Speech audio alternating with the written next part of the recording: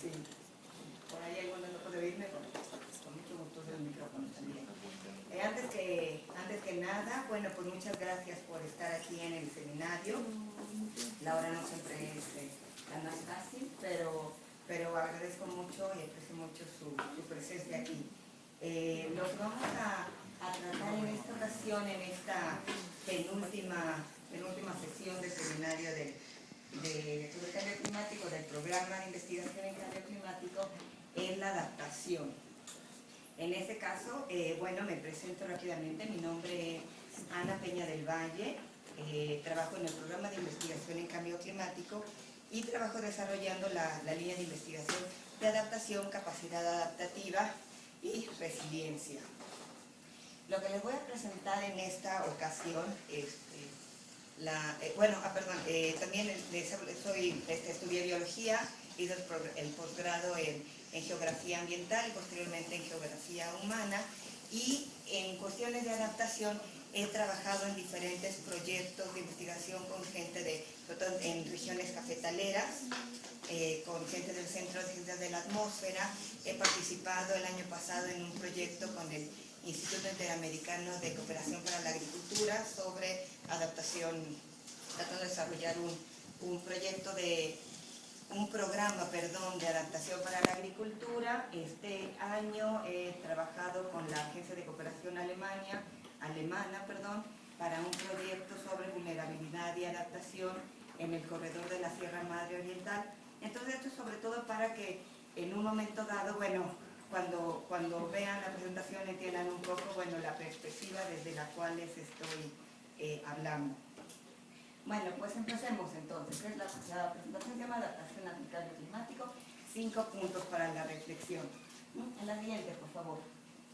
Bueno, generalmente cuando hablamos de cambio climático, en el campo de la academia siempre hacemos referencia a la definición del IPCC, la cual aquí pueden ver, que dice: adaptación al cambio climático se refiere a los ajustes en sistemas humanos o naturales como respuesta a estímulos climáticos proyectados o reales o ante sus efectos, y que pueden moderar, a través de la adaptación se puede moderar el daño o aprovechar sus aspectos beneficiosos.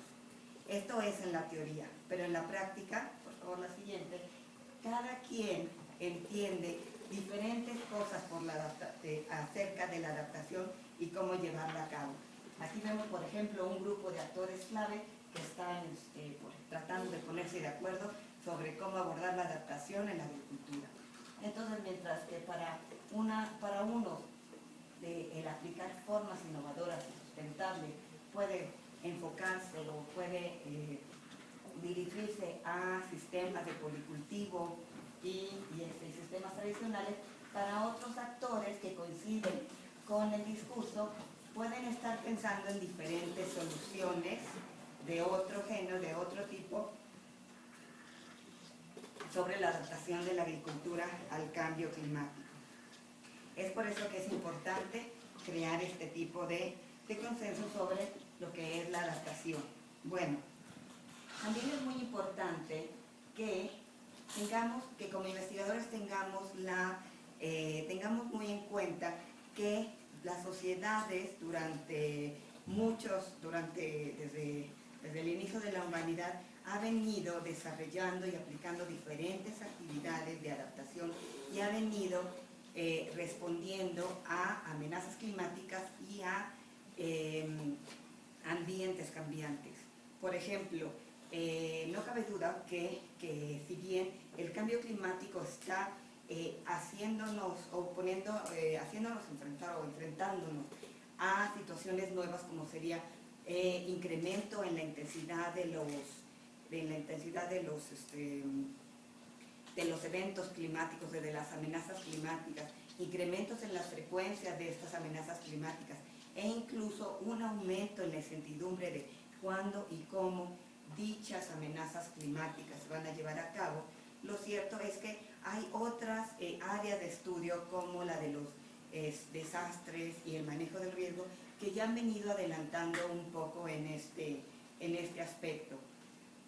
Traigo esto a colación porque es importante que aquellos interesados en la adaptación tomen en cuenta las experiencias ya desarrolladas por este campo de estudios, riesgos y amenazas, riesgos y desastres, para, por un lado, no reinventar el hilo negro, por así decirlo, y sobre todo para no obviar lecciones aprendidas sobre cómo la gente, cómo las sociedades han venido respondiendo a diferentes cambios.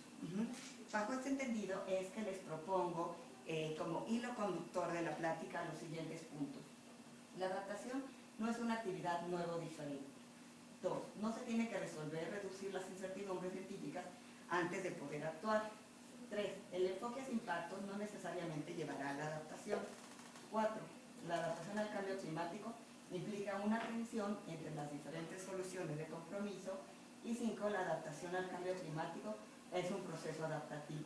Bueno, algunas de ellas puede ser que hagan levantar la ceja a algunos de ustedes, pero vamos a empezar a abordarlas para ver a qué me refiero. La siguiente, por favor. Bueno, el primer punto es la adaptación no es una actividad nueva o diferente. La siguiente, por favor. Como ya lo comenté en la introducción, las sociedades se han venido adaptando desde hace muchos años a entornos nuevos o cambiantes.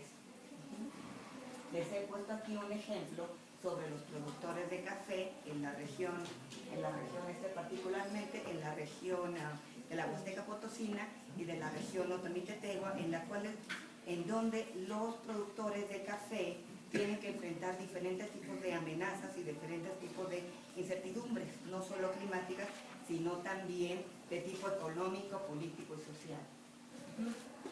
Pero los productores de café, de una manera inherente, han venido desarrollando e implementando diferentes acciones y estrategias. Por ejemplo, han mantenido el cultivo del café bajo sombra diversificada, han dado una versatilidad en los usos culturales del grano del café, en el cual el grano del café, por ejemplo, se puede usar como una moneda o como un valor de trueque que localmente ayuda mucho a los productores cuando no poseen o no tienen efectivo.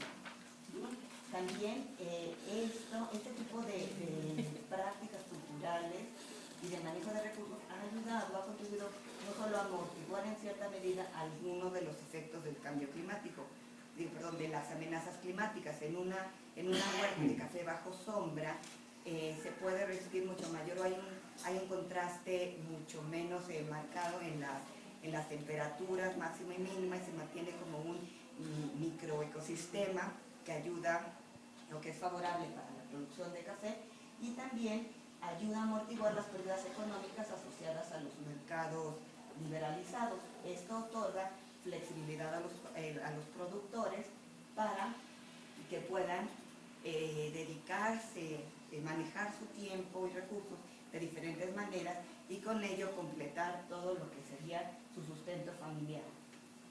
En este caso, la flexibilidad y la diversidad significan capacidad para responder mejor a la incertidumbre. Aquí en este ejemplo también he puesto en negritas diferentes conceptos, palabras que van a ser de utilidad para las siguientes durante la plática. Entonces, de una manera muy simple, la adaptación significa el uso del sentido común frente a la incertidumbre sobre la ocurrencia de eventos extremos en el futuro. Es decir, si lo pensamos, muchas veces pensamos que para empezar a desarrollar ciencia relacionada con la adaptación, o acciones relacionadas con la adaptación, tenemos que empezar desde cero. Y empezar desde cero o incluso diseñar o desarrollar modelos que hasta el momento modelos de comportamiento que no se han empleado hasta ahora. Y por ejemplo, con esa intención pongo esta pregunta, ¿no? ¿Qué haría cada uno de nosotros si sabemos que viene un evento negativo, está por suceder en algún punto del futuro, pero no estamos seguros ni cuándo sucederá, ni cuáles serán los impactos, y queremos ser resilientes a dicho evento, queremos ser capaces de responder a él sin sufrir grandes daños y poder mantener nuestro funcionamiento, nuestros bienes y bienestar, intactos. Bien, pues lo que hay que hacer es, por ejemplo, como mencioné en la diapositiva anterior, la diversidad es uno de los puntos esenciales y con ello es saber manejar el riesgo. Lo que podría decirse en términos coloquiales es no poner todos los huevos en la misma canasta. Manejar el riesgo, por ejemplo, significa implementar múltiples medidas para balancear el riesgo en caso de que una medida falle o no funcione. También el tratar de prevenir y reducir los posibles impactos. Tratar de no gastar todo nuestro dinero y recursos para una solución si tenemos idea de que esta podría fallar. Este punto es muy importante, sobre todo para tomadores de decisiones. Bien, otro punto sería mantenernos informados y tomar el tiempo para aprender. Podemos ir monitoreando la situación para saber, bueno, para identificar tendencias de cambio y aprender lo máximo posible sobre el evento potencial al cual queremos responder exitosamente. Es decir, ver cuáles serían sus causas, escenarios potenciales, posibles impactos y qué medidas tengo a la mano para responder. La siguiente, por favor. De la misma manera, hay que tener en cuenta que las acciones, las medidas que tomemos deben de ser llevadas a cabo bajo esa política de ¿cómo se dice? Bueno, de no lamentarse en caso de que invertamos nuestros recursos y nuestro tiempo en una cierta medida y no funcione o sea muy rígida, que en el caso de que la situación siga cambiando o suceda de una manera que no lo esperábamos, bueno, nuestra medida de adaptación no se puede adaptar. Entonces, después de no hagas nada que después vayas a lamentar. Revisa y experimenta las posibles estrategias con antelación, evalúa los impactos de las estrategias posteriores al evento y adáptalas si es necesario, y ten la capacidad para adaptar los planes rápidamente. La participación es muy importante. Y bueno, este caso en general o estos puntos los pensé después de que en una lluvia el año pasado mi departamento se inundó totalmente. Y entonces dije, bueno, finalmente lo que estaba ante el evento, bueno, que nunca había pasado, ya un par de años viviendo en ese departamento, nunca había pasado, y estaba la pregunta, ¿volverá a pasar? ¿Qué debo de hacer? Tenía un piso de madera que tuve que cambiar, vuelvo a poner madera, mejor pongo mosaico, todo consulto con mis vecinos, a ver si alguien que ha vivido más tiempo ahí sabe algo que yo no sé, alguna tendencia, y finalmente parece ser un ejemplo así como muy aislado, pero puede ser una base de entendimiento cotidiano para basar sobre ella acciones de adaptación un poco más complejas y de una mayor escala. ¿Sí? Por favor, la siguiente.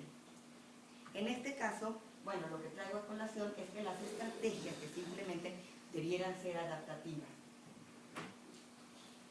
Es decir, debieran de cambiar y de poderse modificar en el tiempo. Debieran de estar diseñadas para adaptarse de acuerdo a como vaya yo adquiriendo mayor información o de acuerdo a cómo las incertidumbres se vayan manejando, o quizás las incertidumbres sobre si un evento va a ocurrir o no, pues las incertidumbres se reducen o obtengo más información. Debiera también de contener un grupo de medidas como una cartera de medidas para poder aplicarlas en diferentes momentos en caso de que lo que yo pensaba que iba a pasar no ha pasado como tal, y entonces tenga algún como plan B para reaccionar. Por lo mismo tienen también de tomar en cuenta, bueno, respuestas sociales, económicas, ambientales, los posibles cambios en la influencia externa y las sinergias obtenidas de la solución de múltiples problemas. Asimismo, algunas de las acciones de gestión se toman de forma explícita para aprender sobre los procesos que rigen el sistema y obtener más información al respecto. Estos puntos son muy importantes de tomar en cuenta cuando, como comunidad académica o interactuando con formuladores de políticas o tomadores de decisiones, se necesita crear una estrategia que contenga diferentes medidas de adaptación para un escenario más complejo. Bueno, pues vamos al siguiente punto, el cual dice, no se tiene que resolver o reducir la incertidumbre científica antes de poder actuar. Bueno, es innegable que la incertidumbre, tomar en cuenta la incertidumbre es muy importante cuando hablamos de cambio climático y más cuando queremos tomar acciones de adaptación ante el cambio climático. Bueno, entonces, ¿qué me refiero con este segundo punto? Bueno, en muchas ocasiones se da el caso en el cual no se quiera actuar, o no que no se quiera actuar, sino que la acción se retrasa debido a que se le da prioridad a primero resolver la incertidumbre, lo cual es muy difícil y lo cual pues necesitamos, la siguiente por favor, necesitamos considerar que los modelos, tanto los modelos climáticos como los modelos de emisiones de carbono, como los modelos de posibles amenazas, impactos, bueno, son solamente fuentes de información que van a enriquecer la discusión y la base de toma de decisiones, bueno, para los formuladores de política, para los actores clave que tengan que tomar decisiones. Otras fuentes de información que son muy importantes a la hora de identificar acciones y diseñar acciones de adaptación son también la opinión de expertos, que pueden ser expertos locales, profesionales, académicos, servidores públicos, que la experiencia propia también de los mismos actores, el conocimiento local de la gente, bueno, que cómo a través del tiempo recuerda cómo el tipo de amenazas que han enfrentado, el tipo de cambios que han enfrentado también y cómo han venido respondiendo a ellos. Lo mismo los datos observados, por ejemplo, de estaciones meteorológicas o de otro tipo de fuentes son muy importantes. Y finalmente todos ellos, junto con los modelos, aplicando un razonamiento deductivo, pueden darnos pautas muy importantes para empezar a actuar ya. Es decir, pueden ayudarnos a salvar no solo tiempo, sino también recursos, dinero y bueno, empezar a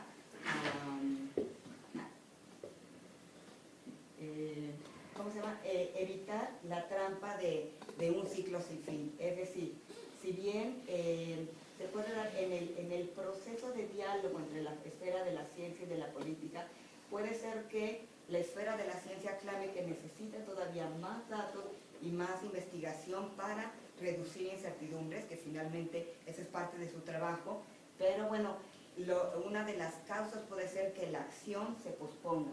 Mientras tanto, por parte de la esfera de la política, pueden argumentar que no comprendan la información que esta otra esfera, la esfera de la ciencia, les ofrece, o que no saben cómo aplicarlo, cómo utilizarla, y de esa manera lo que podría pasar es que se pospone una decisión sobre si adaptarse o no y cómo hacerlo.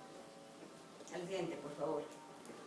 Y lo cierto es que, bueno, la ciencia y la academia buscará reducir las incertidumbres, y qué bueno, porque, como lo mencioné, es un trabajo y es algo muy importante para la toma de decisiones, pero considerando que el cambio climático ya está ocurriendo y que se están generando nuevos riesgos y agravando muchos de los impactos o los efectos asociados con el cambio climático, es importante actuar ya. Aquí les pongo algunos ejemplos, simplemente, de algunos de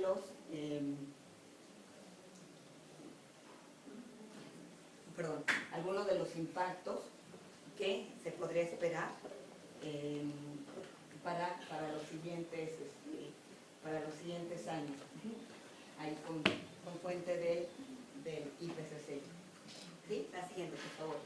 Bien, entonces, por eso que las sociedades, junto con la academia y los formuladores de política, deben de saber manejar los riesgos y los cambios a pesar de las incertidumbres. Y para ello hay varias maneras de hacer esto.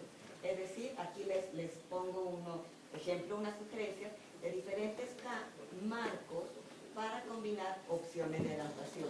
Uno es el enfoque de cartera de instrumentos, que no ponga los huevos en una sola canasta, la cual nos podría traer una diversidad de opciones.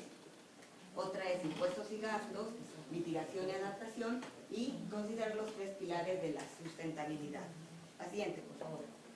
Bueno, entonces, en la cuestión de la cartera de instrumentos, sigue una orientación usada en el enfoque adaptativo de ir modificándose conforme al tiempo y conforme a la información que obtenemos para manejar las incertidumbres, al implementar instrumentos que se complementan entre sí y que cubren diferentes áreas de riesgo.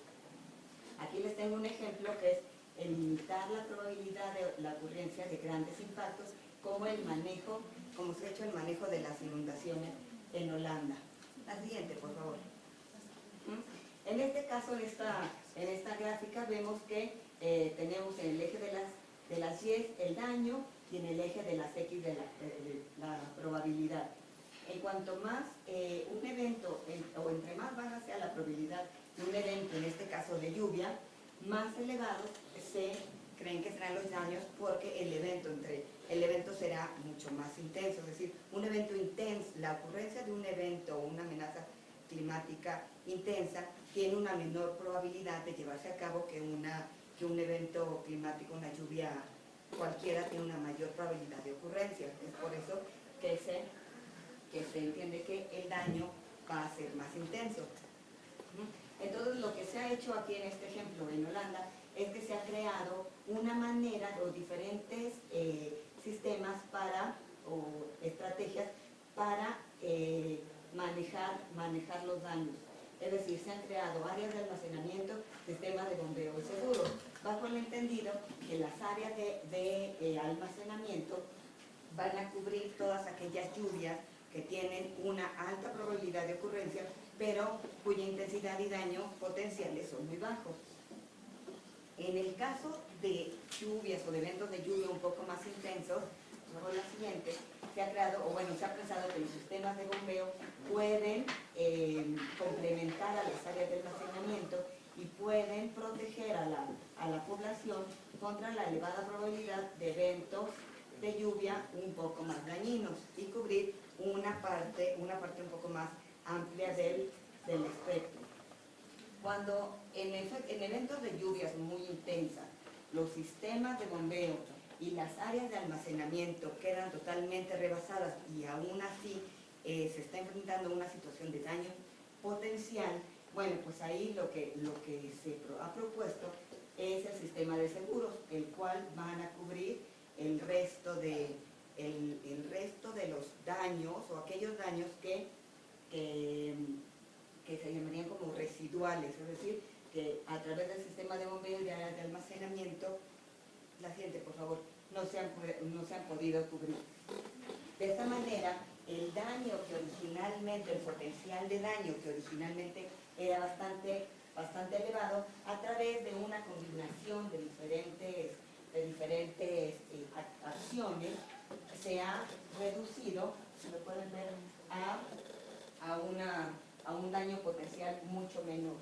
Aquellas áreas de potencial daño o desastre que no puedan ser cubiertas, bueno, ya se asocian con una vulnerabilidad inherente del sistema y bueno, son áreas que quedan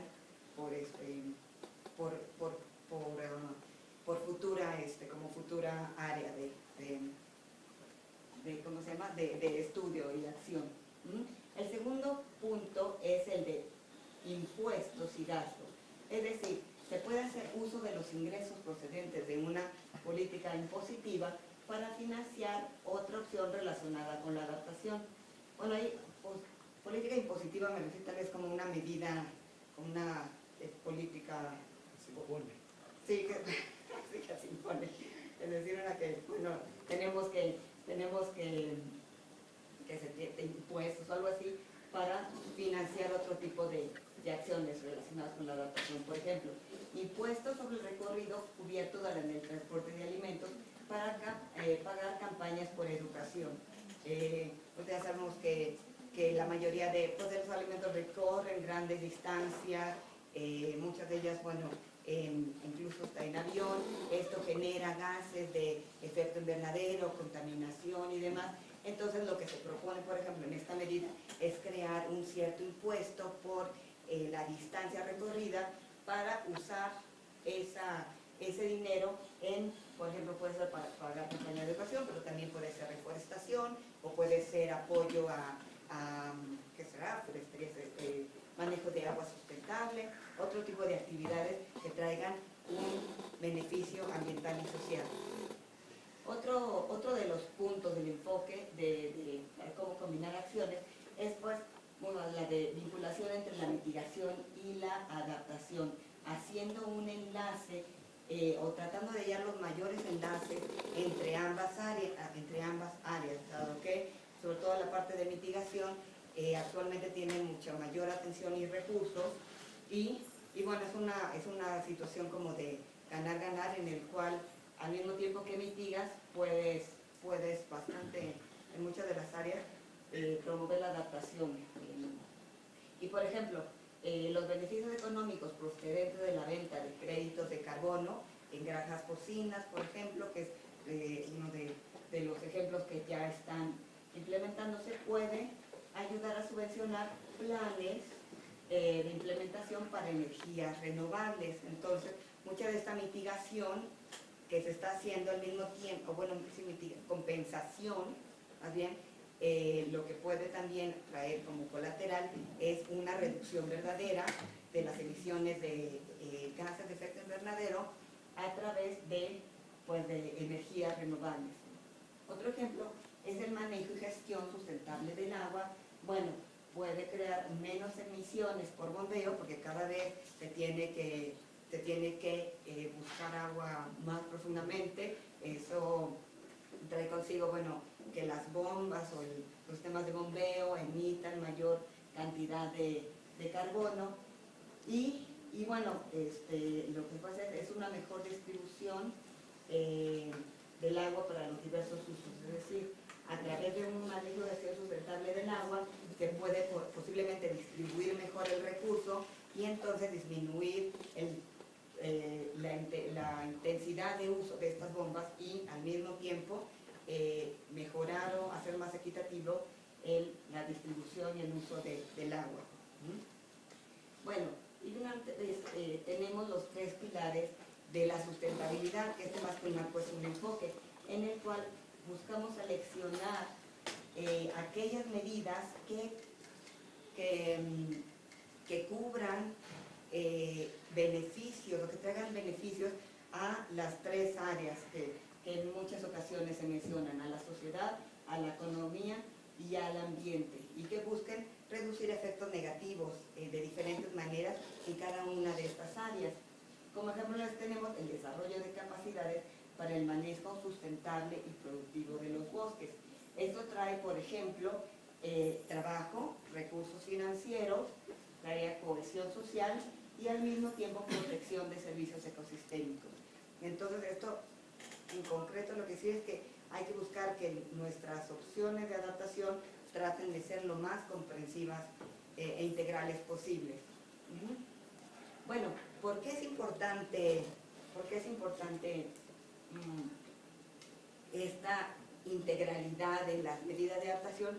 Porque si no se hace de esta manera, se ha visto que en muchas ocasiones las medidas de adaptación o las medidas o las estrategias propuestas, más que traer beneficios, bueno, traen beneficios en el corto plazo, pero también pueden traer pues maladaptaciones o afectaciones en el mediano y corto plazo.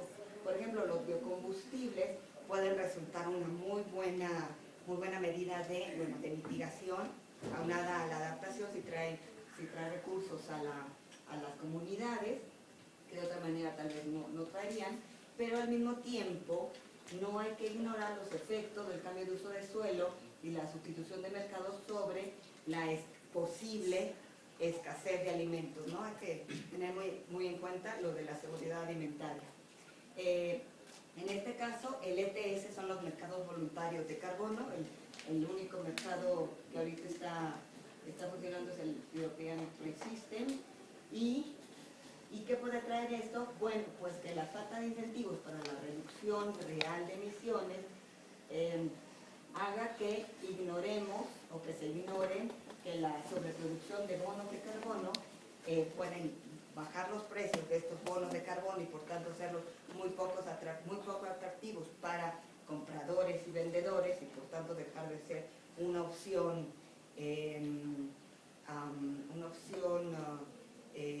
factible para como medida de mitigación y adaptación y la consecuencia es que puede también bajar los incentivos para dejar de invertir en energías renovables. Por lo tanto, esos mercados voluntarios de compensaciones pueden al mismo tiempo en el largo plazo producir más emisiones porque lo que no proveen los incentivos necesarios para reducir realmente las emisiones. Y en el caso de REDD, por ejemplo, que es un mecanismo que está actualmente en debate y en construcción, que es la reducción de emisiones por deforestación y degradación, puede a su vez traer más deforestación si es que se ignora el bienestar social y laboral de los dueños de los bosques y de las comunidades campesinas, y con ello, bueno, puede traer un abandono puede traer migración, puede traer un abandono de las áreas forestales y puede con ello traer este incremento de plagas o puede traer este cambio de uso de suelo y por tanto más deforestación. Y pasamos ya al punto 3. Dice, el enfoque hacia impactos no necesariamente llevará a la adaptación. En este caso, no me refiero a que no sea importante identificar los impactos. Este es un punto muy importante, sobre todo para la toma de decisiones para la adaptación, ya que nos permite conocer cómo una amenaza climática, en este caso la sequía, pueden desplegarse, por así decirlo, reproducirse en diferentes impactos que tendrían como su expresión en diferentes áreas. Esto es muy importante saberlo para estar preparados y saber, es como más información para estar preparados y saber cómo reaccionar.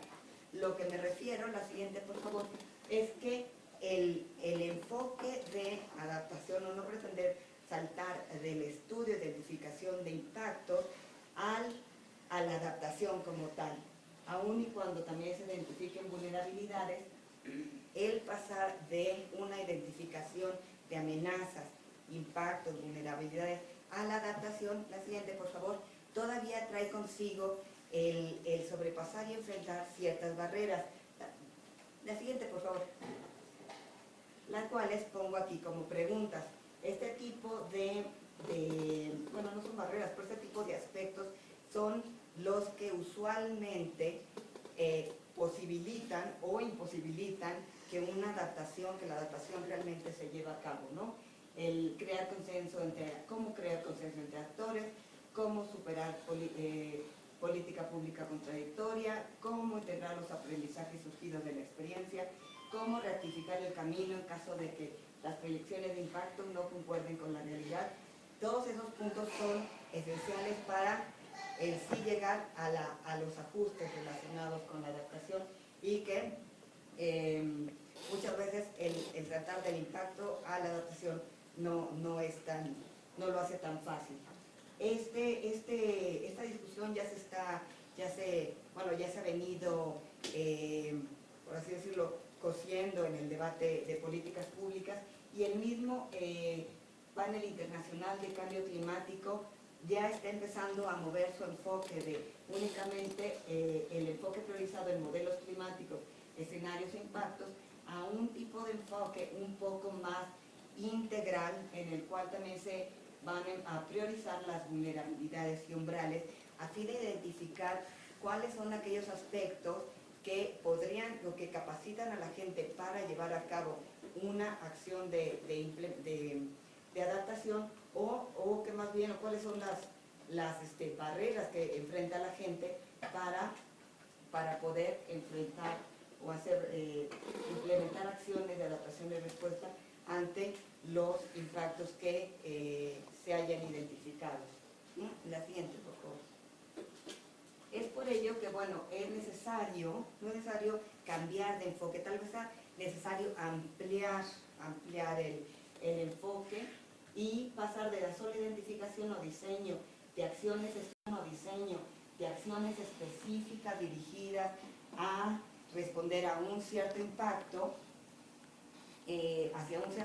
pasar a acciones que tal vez consideren lo que hemos visto en los puntos 1 y 2, ¿no? Medidas integrales, medidas diversificadas, flexibles, que aunadas a la creación de capacidades de respuesta en las poblaciones, en los tomadores de decisiones, en los mismos científicos, puedan ayudar de una manera o puedan abarcar diferentes frentes para responder a los impulsores de la vulnerabilidad social y para promover la creación de condiciones propicias que permitan la adaptación. Este último punto también es muy importante, no solo es identificar el impacto, identificar la medida, sino también contar con un ambiente propicio, que muchos de ellos nos lo darían las instituciones no solamente gubernamentales, sino instituciones sociales, cómo la gente se organiza, cómo la gente acuerda normas y toma acuerdos como un ambiente propicio para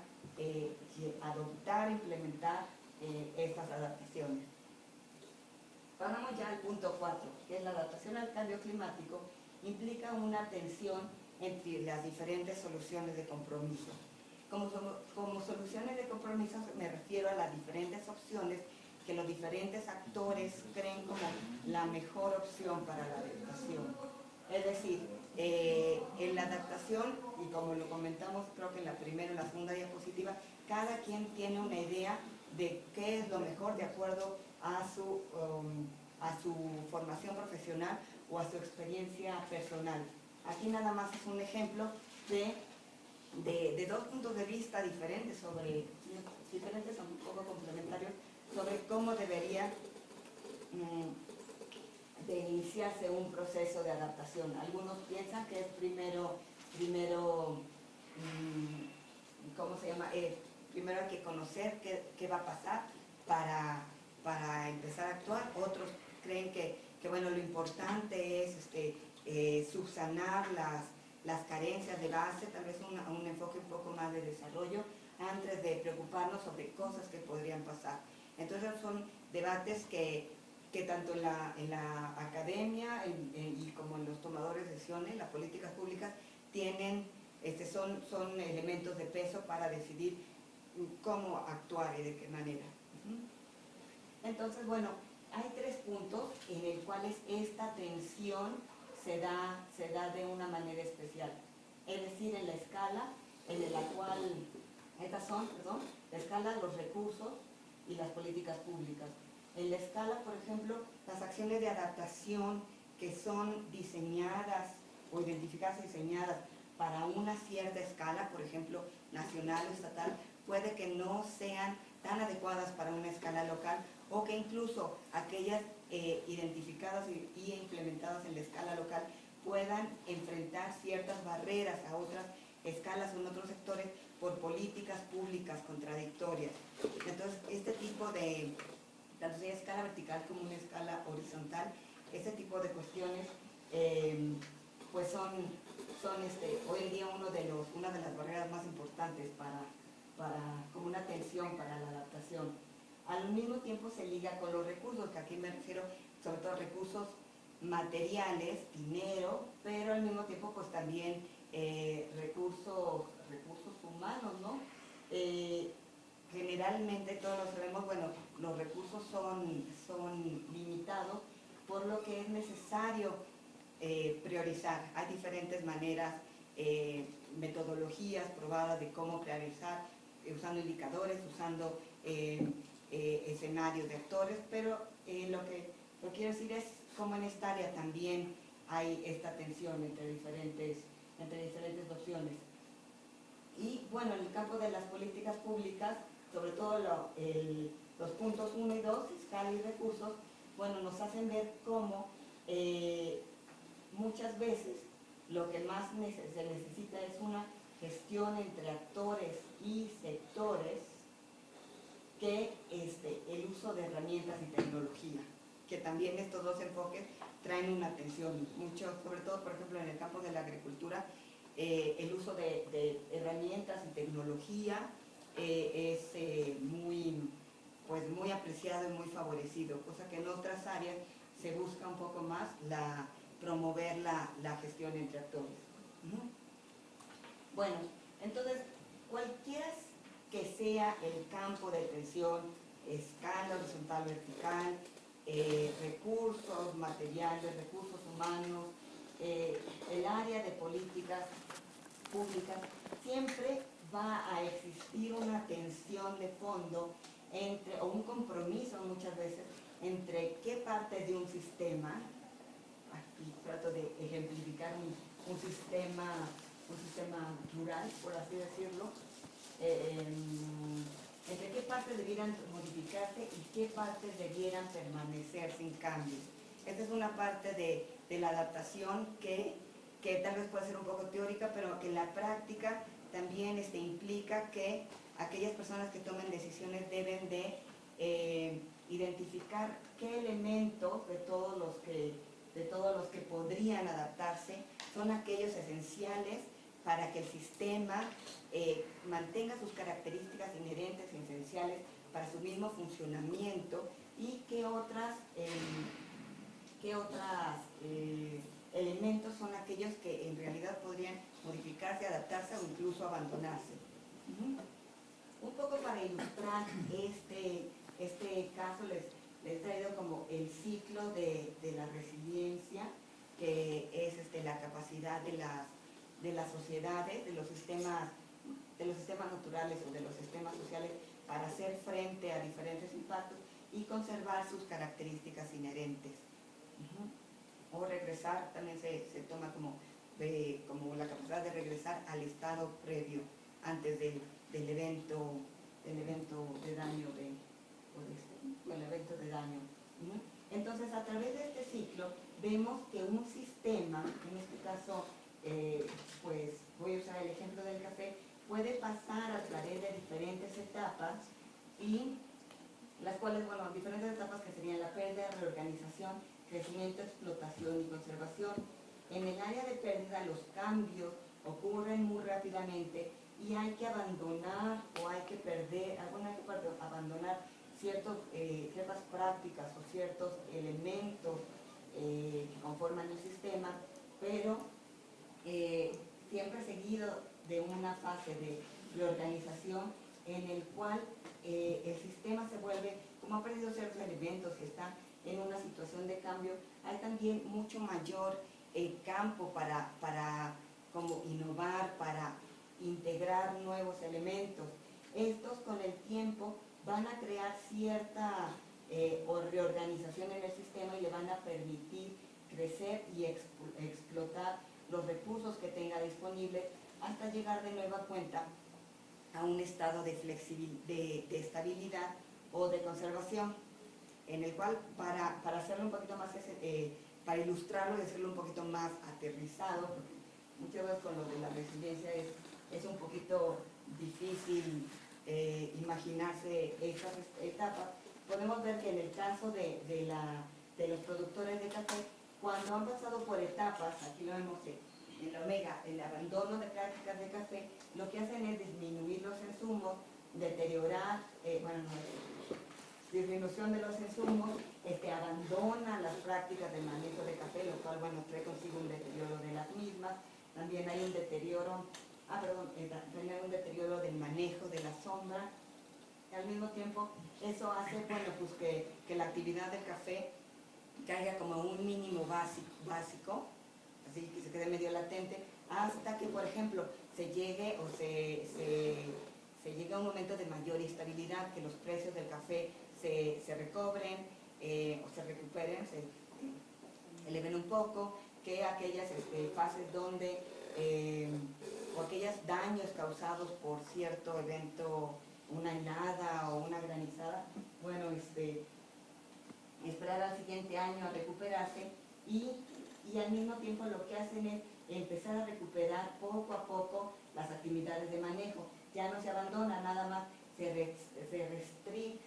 restringe el número de actividades, también se disminuye el número de trabajadores, o disminuyen los costos, los insumos. Entonces ellos de cierta manera van como mediando un poco entre qué invertir, qué no, y sobre todo empezar a diversificar sus medios de subsistencia. Esto hace que la recuperación, ya puse de las huertas de café, pero podría ser recuperación de la producción local en sí, ¿no? Para pasar a una etapa en la cual ya hay un poco de mayor estabilidad, de ganancia, se empieza otra vez a tomar confianza, a buscar nuevas alternativas.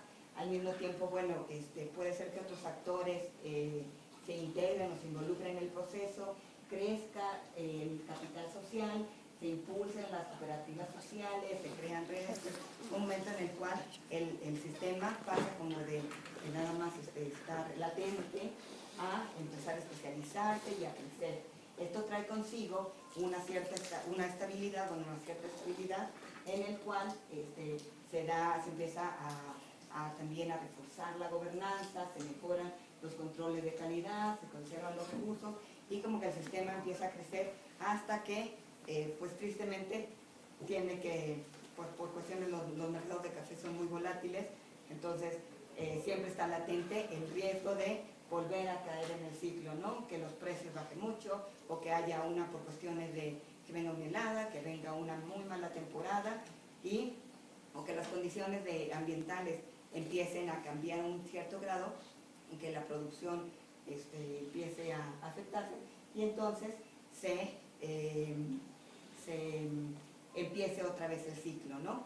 Entonces, esto es nada más para ilustrar otra vez, les digo, cómo los cafeticultores han tomado a través de este ciclo de una manera inherente, de una manera subjetiva, qué elementos ellos deben de conservar en sus prácticas y qué elementos son, por así decirlo, desechables y de esa manera, bueno, desechables porque, bueno, no forman parte esencial de su funcionamiento, de su sustento básico, pero que en un momento de mejor o de bonanza pueden volverse retomados. Y llegamos por fin al quinto punto, que es la adaptación al cambio climático es un proceso adaptativo. A través de la plática hemos venido hablando otra vez sobre flexibilidad, la capacidad de cambio, la capacidad de ir integrando en las medidas o en la adaptación diferentes conocimientos y diferentes acciones de acuerdo a cómo veamos como la experiencia nos vaya diciendo que vienen los cambios. Y le llamamos adaptativo porque finalmente eso es lo que está haciendo, se va adaptando, la misma por así decirlo, sin caer en Leonardo, algo así, bueno, la adaptación o las medidas de adaptación se van adaptando al cambio, se van adaptando a las nuevas incertidumbres, se van adaptando a las diferentes escenarios sociales, políticos y lo que tienen que hacer es mantenerse efectivas y robustas en el corto, mediano y largo plazo. Aquí les traigo un ejemplo de lo que podría ser el alcance y la escala de adaptación al cambio climático. Es decir, para poder responder en los diferentes plazos de tiempo, un sistema podría inicialmente crear o implementar medidas de respuesta a corto plazo, es decir, hacer frente a impactos relacionados con cambios en el clima proyectados a fin de poder regresar a su estado inicial. Solamente son como medidas reactivas en el cual lo importante es mantener ahora sí que el estado como estaba, por así decirlo. Sin embargo, conforme va pasando el tiempo y conforme se va enfrentando nuevos impactos y nuevas amenazas, el sistema puede ir creando, identificando ajustes más sustanciales que implicarían cambios en algunos aspectos del sistema sin que se realice una completa transformación del mismo, lo que vendría a ser como reajuste, como repensar repensar y mejorar una cierta plan de acción o metodología para ir, ¿cómo se llama? Haciendo frente a estos cambios. Y finalmente, y si es que es necesario, se podría pensar que en el largo plazo el sistema podría transformarse. Si después de muchas medidas de respuesta y ajustes se ve que es necesario, de muchas medidas de respuesta y ajustes se ve que es necesario hacer un cambio de paradigma, un cambio más de fondo, bueno, eso sería como un tercer paso. Vamos a ilustrarlo con la siguiente, con la siguiente diapositiva, en el cual, por ejemplo, otra vez en cuestiones de medidas de respuesta, y pensando que es un ejemplo, pensando en una situación de aumento de complejidad, costos y riesgos, bueno, en unas medidas de respuesta se puede usar uso de diversas variedades de maíz, diferentes variedades de granos en general, ¿no? Se puede modificar en la época de siembra, el espaciamiento, el manejo de rastrojos, agua, follaje, o sea, es lo mismo que sería como lo mismo que está haciendo, pero un poquito mejorado.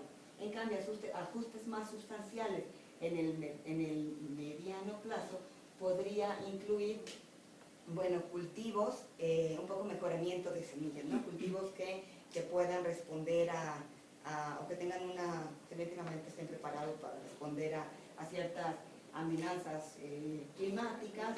Bueno, que las prácticas agrícolas también se desarrollen tomando en cuenta ciertas actividades climáticas, que disminuyan su sensibilidad al clima, ajustes de prioridades en investigación agropecuaria y silvícola, ajustes en el producto de importación y en las políticas arancelarias. Eso es un poco como de ir al siguiente paso.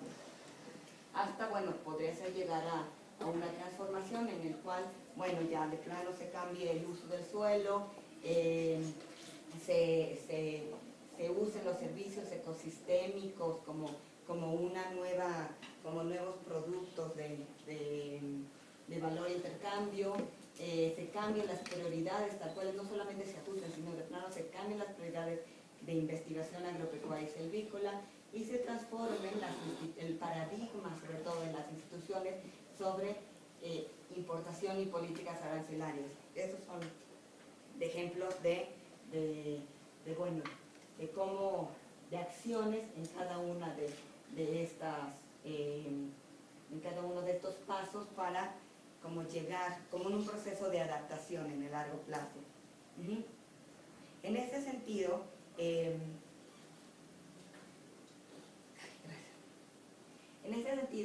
el pasar de un nivel a otro, o dar el paso de un nivel a otro, se ha propuesto a través de un ciclo de manejo adaptativo. El ciclo de manejo adaptativo, o que esto también se conoce como un ciclo de planeación, lo que hace es incorporar los aprendizajes, incorporar las lecciones aprendidas en un ciclo de planeación en el cual, bueno, se inicia con una colección de datos, un manejo y predicción de los mismos y de lo que podría pasar. Se diseña una estrategia de adaptación, se hace una planificación, implementación, un monitoreo y un aprendizaje, y se va de esa manera incorporando el conocimiento en cada uno de los diferentes ciclos de planeación, un año tras otro, y al mismo tiempo este mismo ciclo de manejo adaptativo traería consigo una cierta desarrollo de capacidades que son requeridas para la adaptación, desde estrategias flexibles como la identificación de herramientas e información, instituciones flexibles, también herramientas de monitoreo, implementación de estructura flexible y con los actores clave una promoción en los métodos de participación. Esto traería consigo que las medidas de adaptación que surgieran de cada ciclo fueran robustas, fueran flexibles y fueran involucrando o fueran como que subiendo de nivel en diferentes niveles de aprendizaje. Aquí en estas bolitas lo que identifico a lo que me refiero es cada uno de los diferentes ciclos de la diapositiva anterior. Van a ir incorporando el aprendizaje y van a ir desde mejorando el enfoque actual de manejo hasta adaptar metas objetivos de manejo en un segundo nivel de aprendizaje y por último adaptar instituciones y paradigmas que sostengan a las estrategias seguidas. Esto no es, este modelo puede ser un poco teórico complejo, pero igual si lo juntamos en la siguiente diapositiva, vemos cómo el ejemplo de alcances de la adaptación en los diferentes plazos de tiempo, aunado a este enfoque de, bueno, hay que manejar adaptativamente, hay que ir aprendiendo y aprendiendo de la experiencia y de lo que la investigación nos dice, ir incorporándolo en los siguientes, llamémosle ciclos, o en el siguiente paso o actividades, es que podemos juntar la teoría un poco con la práctica, ¿no? Este tipo de aprendizaje llamado social no siempre ocurre, también se necesitan muchas de las elementos mencionados anteriormente sobre consenso, capital social e instituciones sociales también para poder o para soportar o para llevar a cabo este tipo de procesos. Entonces, bueno, con esto termino la plática. Les pongo aquí otra vez los 5 puntos, los cuales pretendieron de cierta manera llevarlos un poco de, bueno, qué es lo que se ha hecho desde un cierto punto de vista sobre la adaptación y sobre todo que nos iban para preguntarnos qué más debiéramos hacer hacia la adaptación, qué es lo que falta. Y bueno, como comunidad científica que somos, es decir, la pregunta final es ¿cómo debiera la comunidad científica continuar con el estudio de la adaptación al cambio climático? Y con ello lo dejo abierto a cualquier tipo de duda o comentario que ustedes quieran hacer. Muchas gracias.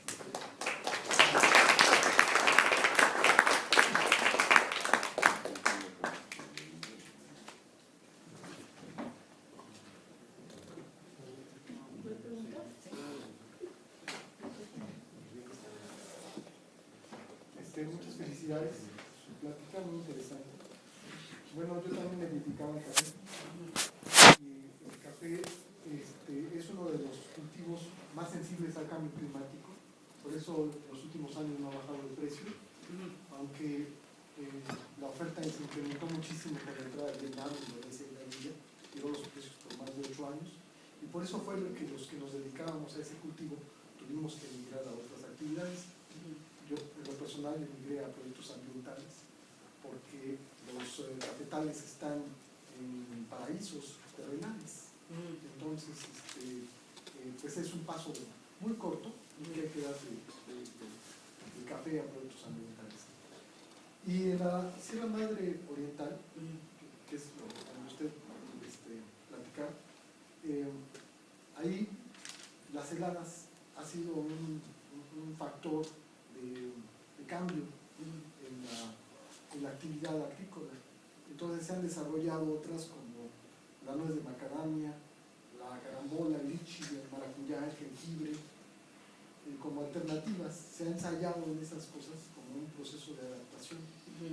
Pero también existe un trasfondo social, porque los productores en general son minifundistas. Entonces, el problema de comercialización es el coco, porque el coyote es su compadre, porque vive junto a ellos, entonces pues les compra por abajo del precio del mercado y hace una economía ficción porque vende muy barato y requieren una política asistencialista que a través del registro de cada producto pues el Estado les compensa económicamente, ¿no?, por el número de hectáreas. Entonces, nosotros desarrollamos un proyecto para zonas cafetaleras, en el cual participa la universidad, específicamente el Instituto de Geografía y el Instituto de Geofísica. Y ese establece un círculo virtuoso, empezando por la comercialización internacional sin intermediarios, en donde a través de un esquema muy sofisticado, muy complejo, logramos que el microproductor sea exportador libre. Entonces, con lo que tenga, él está vendiendo en la Comunidad Europea café tostado y molido en anaquel, y eso le permite multiplicar sus ingresos con muy poco del café que nos entregue y ir tratando de buscar su independencia del coyote, que es un elemento disuasivo, ¿no?, para el crecimiento. Entonces, el Estado obviamente ha sido ausente en materia de tecnología, en materia de asistencia técnica. Por ejemplo, el programa Alianza para el Campo estimuló una tecnología obsoleta que destruía los granos de café, pero con el pretexto de darles a mitad de precio las máquinas, pues se hizo un crimen respecto a la calidad del café en esa zona. Entonces, pues la gente realmente no los quería. Pero, pues ojalá haya oportunidad de presentar ese proyecto algún día. Y finalmente, platicarle que esto de la sostenibilidad, nosotros lo vemos como una mesa con sus cuatro patas, y hay una bolita, pero está plana la mesa. Entonces la bolita pues se mueve, ¿no? Tiene que haber cuatro columnas muy fuertes. Una son los precios, la mano de obra, el financiamiento y la comercialización. Entonces, si uno de esos pilares nos falla, pues se nos cae la bolita y tenemos que cambiar, tenemos que abandonar, tenemos que hacer algo, ¿verdad? Y eso lo comento porque el modelo de proyecto que tenemos es precisamente eso, que ha sido diseñado para que se pueda replicar, para que pueda ser aplicado en otros sectores, por ejemplo, que el mango, los cítricos, una serie de sectores en los cuales la problemática puede adaptarse, ¿no? Y eso, y buscar mercados de exportación, porque los mercados de exportación han sido históricamente una fórmula para salir de crisis, ¿no? Entonces, claro que el mercado internacional está deprimido, pero para pequeños proyectos específicos puede ser una opción. Y eso es como nosotros hemos visto la adaptación a los cambios climáticos en la Sierra Norte, de cosas específicas. Como modelo en el cual estas tensiones entre diferentes escalas sobre lo que debiera ser la adaptación se da de una manera muy clara entre las adaptaciones que llevan a cabo los campesinos a escala local y en el marco local de sus estrategias de vida, de su medio de sustento, y como por ejemplo a nivel federal o a nivel estatal, a través de ciertas políticas o la parte de los funcionarios públicos han tratado de fortalecer ese sistema, como usted dice, muchas veces debilitándolo o muchas veces sugiriendo ciertas medidas que podrían en todo caso traer una vamos a llamarlo así, rigidización de la flexibilidad inherente de los sistemas de café, o en todo caso hasta una maladaptación, refiriéndome con esto, bueno, pues una medida que en el largo plazo va a traer una afectación. Y recuerdo mucho, una vez estando en Veracruz, que los productores, fuimos a un taller sobre heladas, y los productores estaban quejando de que para ser honesta no recuerdo bien si era no sé qué, pero bueno, creo que era nada más, que se estaba tratando de impulsar programas de cambio de, ¿cómo se llama? Rotación de cultivos. ¿Perdón? Rotación de cultivos. No, rotación de cultivo no, cuando es un cambio sustancial del cultivo, o sea, dejar el abandonar, ¿cómo le llaman? Cambio de cultivo. Era como... Ahorita me acuerdo también, hay un término técnico. Sí, hay un término técnico, pero es cambiar completamente de cultivo, dejar el café y meter algún otro cultivo con el argumento de que como estaba el cambio climático, como se estaba dando el calentamiento, sustitución productiva. Sí, como estábamos en una situación de calentamiento global, las temperaturas iban a empezar a incrementarse y por tanto aquellos zonas de café que estaban a una menor altitud iban a verse mucho más afectadas por el incremento de la temperatura y entonces iba a dejar de ser viable y no sé qué tanto. Y lo que nos decían los productores era, bueno, ¿por qué nos están diciendo esto si lo que hemos tenido todo este año son una helada tras otra helada? Entonces, ¿dónde está el calentamiento global, no? Entonces es un ejemplo que me gustó mucho porque no es que el Zagarpa no tuviera la razón, sino que aplicaba el conocimiento o esa información de una manera tal vez muy, muy directa y sin tomar en consideración, bueno, la escala de lo local, tanto en las estrategias que ahí se estaban dando como en la, ¿cómo le llamarían? En el bajar de escala de una proyección regional a sus impactos en lo local.